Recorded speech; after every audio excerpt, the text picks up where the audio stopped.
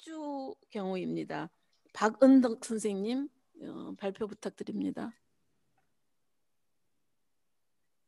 안녕하십니까. 정대협 30주년 기념 심포지엄 개최를 진심으로 축하드립니다. 이 자리를 통해 호주 활동을 소개할 수 있는 기회를 마련해 주셔서 감사드리고요. 발제에 들어가기에 앞서서 호주 운동의 특수성에 대한 냉철하고 객관적인 판단이 필요하다고 생각해서 말씀드립니다. 호주에서의 활동 역량은 남, 북, 일본 그리고 미국에서의 운동과는 비교해 떨어질 수 있다는 전제를 가지고 있습니다. 이는 호주 운동을 과소평가하는 것이 아니라 철저히 객관적인 시각을 유지하기 위함입니다. 피해자들이 다수 생존했던 국가들과 가해자 나라인 일본, 그리고 일본에 큰 영향력을 행사하는 미국에서의 운동을 인정하고 이를 뒷받침하려는 분명한 목적의식을 갖고 있습니다. 호주 내 운동 위치는 호주가 차지하는 국제적 위치와 일맥상통합니다. 호주는 전통적으로 태평양 지역에서 미국을 적극 지지하고 의지하는 나라입니다. 그리고 일본과는 아주 친밀한 관계를 유지하고 있습니다. 연방정부, 주정부 및 정치 세력들이 거의 완벽하게 일본의 영향력 아래 놓여 있다고 해도 과언은 아닐 것입니다. 이런 상황에서 운동의 주체성을 놓치지 않기 위하여 호주 운동의 특수성에 대해서 다음과 같이 정리해 봅니다. 첫 번째, 피해자 얀 러프 어헌 할머님의 실존입니다. 1942년 인도네시아 자바섬에 살던 얀은 일본군의 점령 후 가족과 함께 수용소에 억류됐고 1944년 21살의 나이에 일본군에 끌려가 3개월 동안 참담한 경험을 하게 됩니다. 1992년 김학순 할머니의 증언을 TV로 통해 보시고 본인 스스로 피해자였음을 세상에 알리신 이후 20여 년을 쉼없이 증언 활동을 이어가십니다. 2001년 8월 30일 오스트레일리안 스토리 잊혀진 사람들이란 다큐멘터리 제작 발표와 함께 얀 할머니의 스토리가 호주에 더욱더 본격적으로 퍼지게 됩니다. 또한 2007년 2월 15일 미국 하원 외교위원회에서 열린 청문회에 이용수 할머니 그리고 김군자 할머니와 함께 당당하게 증언하신 얀 할머님의 모습은 지금도 생생하게 기억합니다. 얀 할머니께서는 나는 계속해서 싸울 것이다. 일본인들은 우리가 모두 죽기를 기다리고 있지만 나는 죽지 않을 것이다. 라고 말씀하셨습니다. 작년에 얀 할머니는 돌아가셨지만 따님 캐롤과 손녀 루비가 준비하고 있는 영화 제작을 통해서 할머니의 스토리텔링은 계속될 것입니다. 이미 영화 감독 루비는 2018년 단편 영화 데일리 브레드를 통해 할머니의 이야기를 영화로 만들었고 다수의 국자 단편 영화상을 수상하게 됩니다. 현재는 차기작 더 행커치프 제작 준비에 여념이 없습니다. 특수성 두 번째, 시드니 소녀상 그리고 시드니 거리의 아버지 빌 크루스 목사님을 소개합니다.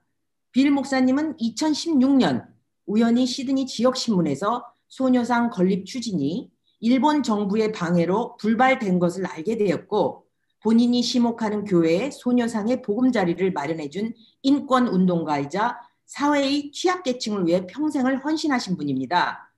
빌 목사님은 인권은 보편 타당하다는 지극히 간단한 컨셉트에서 시작해서 그가 만난 할머니들의 아픔을 호주에서 가장 먼저 접수하신 분이라고 생각합니다. 이렇게 호주 운동의 객관성과 특수성을 바탕으로 지금까지의 호주에서의 활동을 정리를 하자면 크게 세 개의 시기로 나눠볼 수 있겠습니다. 1기는 2006년부터 2010년 아픔에 동참하는 시기라고 제가 소주제를 달았고요. 2기는 2006년 1월부터 2016년 1월부터 10월까지의 평화의 소녀상 건립, 3기는 2017년부터 현재까지 평화의 소녀상 건립 이후의 활동으로 세 개로 나눠봤습니다. 제 1기를 잠시 들어가 보겠습니다. 2006년 8월 국제 엠네스티 인터내셔널 호주 지부의 초청으로 호주를 방문한 일본군 위안부 피해자 장점돌 할머니와 윤미향 정대협 대표와 함께 시드니, 멜번, 애들레이드, 호바트 등 순회 증언 및 강연이 있었습니다. 이를 계기로 호주 시민들과 한인 동포들이 일본군 위안부 피해자와 함께하는 호주 친구들, 이하 호주 친구들을 결성하게 됩니다. 호주 친구들의 결성 후 본격적인 호주 정계 상대의 활동을 벌이게 됩니다. 첫 번째로 연방의회를 상대로 결의안 채택 촉구 캠페인을 대대적으로 벌린 시기입니다. 네 차례에 걸쳐 결의안이 발의됐습니다. 2006년 8월 부결, 2007년 2월 2표 차이로 부결, 2007년 9월 1표 차이로 부결, 2008년 8월 다수의 표로 부결되었습니다. 이렇게 4차례에 걸친 결의안 상정이 모두 부결됩니다. 많이 힘들었습니다. 허나 당시 주목할 만한 사실은 2007년 3월 12일 호주 일본 안보 협력에 관한 공동선언에 서명하기 위해 일본을 방문한 존 하워드 호주 총리는 이렇게 말했습니다. 1944년 일본군에 의해 끌려가 3개월 동안 위안소에서 강간을 당한 호주 국적의 오헤른 씨가 대표적인 증인이다. 하면서 일본군 위안부 강제 동원이 없었다는 일본의 주장 관련 구차스러운 변명은 하지 말아야 할 것이다 라고 말하며 강제 동원에 대한 입장을 분명히 했다고 호주 일간 에이지가 보도한 바 있습니다. 연방정부에 이어서 주정부 및 지자체 상대로 결의안 통과 촉구 활동도 열심히 했습니다. 뉴사우스웨일스 주정부 2010년에 버지니아 저지 의원과 2016년 조디 맥케이 현 야당 당수의원이 의회 개별 신상 반호를 통해 위안부 관련 일본 정부의 공식 사과를 강도 높게 촉구했습니다. 그리고 지방정부에서는 2009년 3월 뉴사우스웨일스 스트라스필드 시의회와 뉴사우스웨일스 라이드 시의회에서 결의안이 통과되는 기쁨도 맛보았습니다. 이에 호주 친구들은 각종 시위 활동에 참여합니다. 2007년 3월 7일 시드니에선 최초였고 한국에서는 751차 수요 시위에서 대만의 우이 시우메이 할머니, 한국의 기로녹 할머니, 호주의 얀 할머니 세 분이 손을 잡고 아베 신조 총리에게 보내는 항의 성명서를 히로시 만나베 시드니 주재 일본 부총영사에게 전달했습니다. 당시 한국의 언론도 이 내용을 매우 비중 있게 다뤄줬던 걸로 기억합니다. 2010년 국제연대회의도 개최합니다. 당시 한국 정대협 윤명 대표, 이나영 교수, 그리고 일본, 대만, 인도네시아, 뉴질랜드 활동가들, 호주 내 일본군 위안부 연구자들, 호주 시민 활동가들이 참여해 연구와 활동 내용을 교환하며 국제연대의 중요성을 되새기는 의미 있는 행사도 치렀습니다. 그리고 공백 기간을 거쳐서 제2기가 도래됩니다. 제가 소주제를 시드니의 평화의 소녀상을 내리며라고 달아봤습니다. 2016년 1월부터 10월인데요. 배경은 2015년 12월 28일 굴욕적인 한일 협상에 분노한 호주 한인 동포 사회는 2016년 1월 6일 시드니 일본 영사관 앞에서 수요 시위를 진행하면서 한일 협상 전면 철회를 요구하며 시드니 평화의 소녀상 건립추진위원회 이하 시소추를 결성하기에 이릅니다. 이후 2016년 8월 6일 시드니 평화의 소녀상이 건립됩니다. 정대협 성남시, 시드니 동포사회 그리고 호주 현지인들의 관심과 도움으로 해외에서는 4번째, 호주에서는 첫 번째로 소녀상이 건립됩니다. 타 지역과 마찬가지로 건립 과정에서 일본 단체의 온갖 노골적인 방해 압력이 있었습니다만 시간 관계선 상약합니다. 그리고 3기로 접어듭니다. 소녀가 바라본다 우리는 잘하고 있나 라고 소주제를 다뤄봤습니다. 2016년 12월부터 현재까지 저희는 시드니 평화의 소녀상 건립추진위원회에서 단체명을 시드니 평화의 소녀상 실천추진위원회로 바꿨습니다. 그리고 본격적인 시드니 평화의 소녀상 지킴이 활동에 돌입합니다.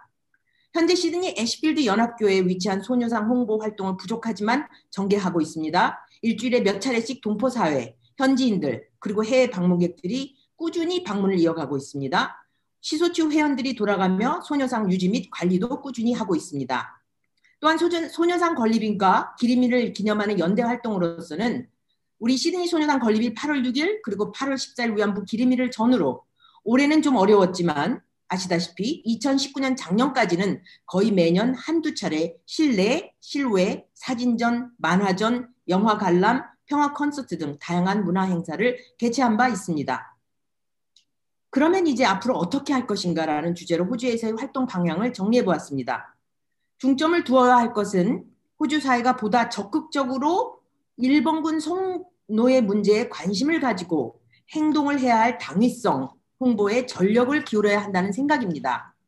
그러기 위해선 호주의 일본군 위안부 문제에 양심적인 학자들, 인권 및 평화 활동가들, 네트워크를 집중 강화하는 것입니다. 사실 이 부분은 과거 많이 미흡했습니다. 이분들과 함께 대중강연, 학술 심포지엄 등을 개최하는 것입니다. 예를 들면 호주에 다수의 학자들이 있습니다. 특히 캐롤라인 노마라는 RMIT 대학 교수는 2015년 12월 28일 한일 협상이 발표된 직후 시드니 모닝 헤럴드 일간지에 Australia must face up to its role in the lack of justice for comfort women 라는 주제의 글을 기고했는데요. 그 기고문에 이 협상의 모순과 문제점을 조목조목 지적했습니다. 또한 2차 세계대전 시 호주 통치령이었던 뉴기니의 행정 중심지 라바울에 당시 3,000여 명의 여성들과 20여 개의 위안소가 있었다고 증언한 라바울 타임즈 관계자 모두가도 접촉해서 관련 기록을 추가 발굴, 수집하고 공유하는 일입니다. 또한 호주 국방부 및 외교부, 국립대학 등을 방문해서 자료 수집도 하고요. 자료 수집을 통해서 호주 정치계의 보수성과 친일 로비 극복에 대한 원천적 그리고 실천적 대책을 위한 자료 또한 마련하는 일도 시급합니다. 앞서 말씀드린 4차례의 부결된 결의안의 교훈을 통해 추후 호주 국회 상황도 재점검할 필요성도 있습니다. 또한 호주 내 동포사회 운동 역량 강화와 차세대 한인 활동가 및 타민족 운동가 양성 또한 매우 중요한 당면 과제입니다. 무엇보다 중요한 활동은 호주 국적의 피해자이며 호주 여성 인권 활동가 얀 러프 오헌 알리기 운동입니다. 지난 8월 6일 뉴사우스웨일스 주의회에서 얀 할머니의 기일인 8월 19일을 얀 러프 오헌 공식 기념일로 제정하다는 결의안을 자유당, 노동당, 녹색당 3당 공동으로 상정한 바 있습니다. 그리고 얀 할머니의 일주기 온라인 추모식 또한 지난 8월 15일에 있었습니다. 가족분들과 7개국 활동가들, 연구자, 정계, 학계 등 100여 분이 참여하였습니다. 무엇보다 얀 할머니의 손녀 루비 감독은 현재 얀 할머니의 실제 이야기를 담은 장편 영화 더 행커치 제작 준비에 바쁠 나날들을 보내고 있습니다. 이 영화의 제작 지원 및 홍보 활동 또한 주력해야 할 것입니다. 마지막으로 몇 년째부터 꿈꿔오며 시도한 호주 전쟁 기업관 앞에 세자매 평화의 소녀상 건립 추진 기획입니다. 물론 다수의 지인분들이 불가능한 프로젝트라고 계속 말씀을 하시면서 만류를 하시지만 저희는 이 꿈을 포기하지 않을 수가 없습니다. 세자매 소녀상이란 2007년 시드니 최초 수요시에 참여한 기로녹 할머니, 얀 할머니 그리고 대만의 우이시메이 할머니가 아베 총리에게 보내는 항의서를 당시 일본 부총영사에게 전달한 날이죠. 그 당시 세 분이 손을 꼭 붙잡고 일본 영사관 앞으로 걸어가셨는데요. 그 세 분의 모습을 담은 기린비를 건립하자는 계획입니다. 이미 호주 전쟁 기업관 세계대전 전시실엔 얀 할머니께서 당시 함께 고초를 겪은 피해자들의 이름을 수놓으신 손수건이 전시되어 있습니다. 너무나 어렵고 긴 여정이라 생각합니다. 그러나 할머니들을 기억하며 최선을 다하도록 하겠습니다. 한 가지 잠시 말씀드리자면 오늘이 멜번 소녀상 건립 1주기인 날입니다. 작년 11월 14일 날 제막식이 있었는데요.